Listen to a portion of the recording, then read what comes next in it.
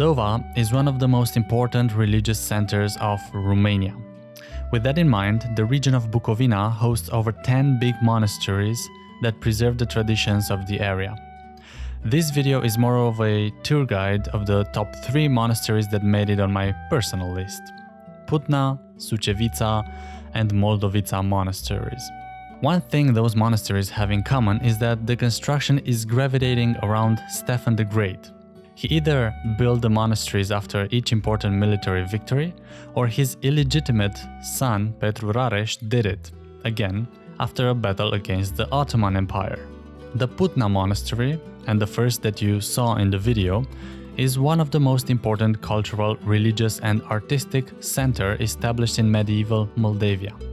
Stefan the Great was buried at Putna Monastery, nowadays a place of pilgrimage.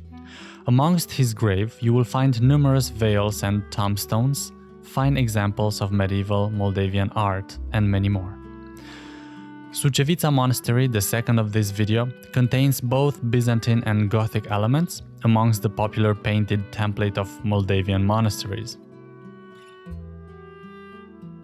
The monastery hosts defensive structures within the ensemble, including 4 towers, one on each corner.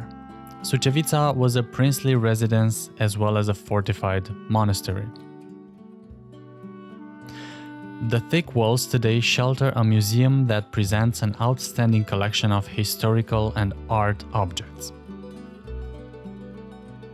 Religion has played an important role in the life of modern societies across the world, with good and bad, but before we dip into current times, it's important to understand how monasteries shaped the world today.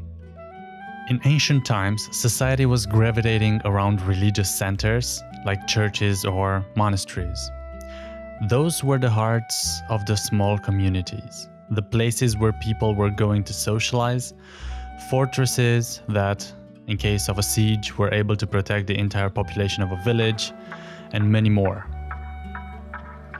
In most religions, life inside monasteries is governed by community rules that stipulate the gender of the inhabitants and require them to remain celibate and own little to no personal property.